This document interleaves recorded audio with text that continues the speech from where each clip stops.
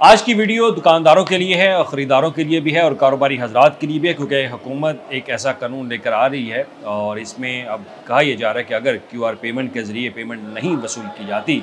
तो इस पर सज़ा और जज़ा भी होगी। इस्लामाबाद में तो इसका बाकायदा नफाज जो है वो कर दिया गया है, लेकिन वफाकी हुकूमत ने पंजाब हुकूमत से रब्ता किया और पंजाब हुकूमत को कहा कि वो कैशलेस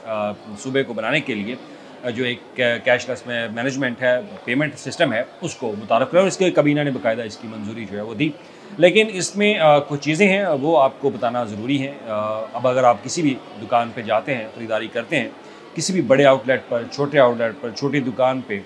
तो इवन कि छोटी सी छोटी चीज़ भी अगर आपने लेनी है तो उसके लिए QR पेमेंट जो है वो दुकानदार को रखना लाजमी होगा। इसमें जो इसका पस मंज़र है, पस मंज़र ये कि वफाकी हुकूमत ने जैसे ही इसको इम्प्लीमेंट किया इस्लामाबाद के अंदर, तो फ़ौरी तौर पर रब्ता जो है वो सूबों से किया गया, पंजाब हुकूमत से भी रब्ता किया गया और पंजाब हुकूमत ने बाकायदा इस पर एक ब्रीफिंग जो है वो दी और इस पर एक इजलास भी होता है और इजलास जो है वो सूबाई वज़ीर ख़ज़ाना करते हैं। तो उस इजलास का जो खतखाल है वो आपके सामने रखूँगा और इसमें जो चीज़ें तय हुई, क्योंकि काबीना की तरफ से जो अप्रूवल दी गई उसमें सिर्फ सिंपल सी बात है कि एक कैश जो QR पेमेंट है उसको फ़ौरी तौर पर नाफिज़ अमल जो है वो लाया जाएगा सूबे के अंदर, लेकिन उसके TORs क्या होंगे, कैसे लाया जाएगा और उसमें अगर कोई दुकानदार या कोई भी कारोबारी हजरात अगर QR पेमेंट जो है वो अवेज़ा नहीं करते किसी भी दुकान के बाहर, तो उनके खिलाफ क्या कार्रवाई हो सकती है, तो उस पर आज हम बात करेंगे। तो इसमें सबसे पहले मीटिंग जो है वो 2 अक्टूबर 2025 को होती है और इसमें आला सतह इजलास जो है वो होता है। इसमें QR एक्सेप्टेंस मैंडेट जो है इस पर बात की जाती है और इस कानून के ऊपर मरहलावार जो है बाकायदा इस पर बातचीत की भी गई और इस पर कुछ तजावीज़ जो है उनको निकाला भी गया और कुछ तजावीज़ जो है इसके अंदर शामिल भी की गई। और ये सिस्टम सिर्फ ये कि डिजिटल मुआशरे के ऊपर जो है बात की जाए। अगर देखा जाए तो पूरी दुनिया में QR पेमेंट के ऊपर जो है वो पेमेंट वसूल की जाती है और इसका काफ़ी अरसे से ये मामला जो है वो चल रहा है। तो अभी भी हमारे पंजाब के अंदर अगर देखा जाए तो मुख्तलिफ शॉप्स के अंदर QR पेमेंट जो है वो लगा बाकायदा रेस्टोरेंट्स की तरफ से, छोटी छोटी दुकानदारों की तरफ से बाकायदा वेज़ा कर दी गई, लेकिन उस पर कुछ इम्प्लीमेंट जो है वो इस तरह से नहीं हो रहा था क्योंकि कुछ ऐसी शॉप्स हैं, दुकानदार हैं, वो नहीं वसूल कर रहे। तो इस पर अब सबसे पहले बात कर लेते हैं कि जो कानून है जो कि फेडरल गवर्नमेंट की तरफ से पंजाब के सामने रखा गया और उसमें जो तरमीम की गई और उसमें जो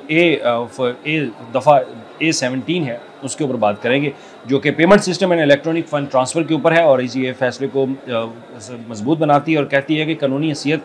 देने के लिए, यानी कि QR पेमेंट को कानूनी हैसियत देने के लिए इसमें अमेंडमेंट जो है वो ज़रूरी है। तो अमेंडमेंट उसमें कर दी गई है और जो नई शामिल की गई है दफ़ा वो उसमें एक्ट 17 है जो कि 2007 में था। तो उसमें मशीन भी है, आउटलेट भी है और इसके साथ ही मुख्तलिफ ऐसी जो ATM कोड वगैरह इस तरह की चीज़ें जो है उसमें शामिल, तो अब इसमें QR पेमेंट भी शामिल कर ली गई है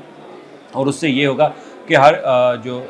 कारोबारी हजरात है उसको रजिस्टर्ड भी इसके साथ जो है वो किया जाएगा। अब बात कर लेते हैं कि अगर आपके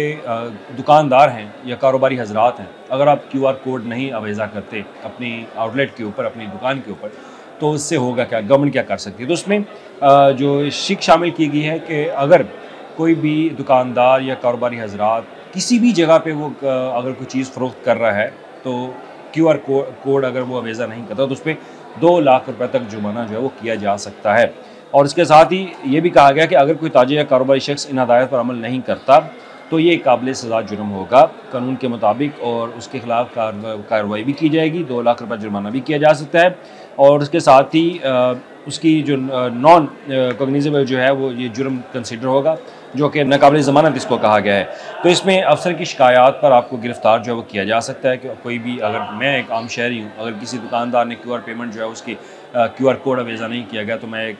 जो हेल्पलाइन दिया होगा मैं उस पर कॉल करूँगा, कॉल करने के बाद मुतल्लिका ऑफिसर को आगाह करूँगा, मुतल्लिका ऑफिसर उस दुकानदार या मर्चेंट के खिलाफ जो है शिकायत दर्ज करेगा तो उसको इस एक्ट के तहत जो है, जो payment statement electronic fund transfer act है उसके तहत वो कार्रवाई करेगा। और इसके साथ ही ये भी कहा गया है कि ये इसमें जो भी कसूरवार पाया जाएगा कारोबारी हजरात पर, उस पर भारी जुर्माना जो है वो आयद होगा। अब इस पर मरहलावार जो अमल दरामद है, तो हुकूमत ने इस पॉलिसी के नफाज के लिए मरहलावार हिकमत अमली अपनाई है, पहले बड़े शहरों में, फिर छोटे शहरों में और आखिर में दही इलाकों में इस कानून का इतलाक जो किया जाएगा। हर मरहले में ताजिर को आगाही, तरबियत और तकनीकी मदद फराहम की जाएगी ताकि वो आसानी से इस निज़ाम को अपना सके। अगर आज के दौर में देखा जाए तो हर बंदे के पास जो है एंड्रॉयड फ़ोन भी है, लेकिन कुछ ऐसे दुकानदार जिनके पास नहीं सिस्टम होता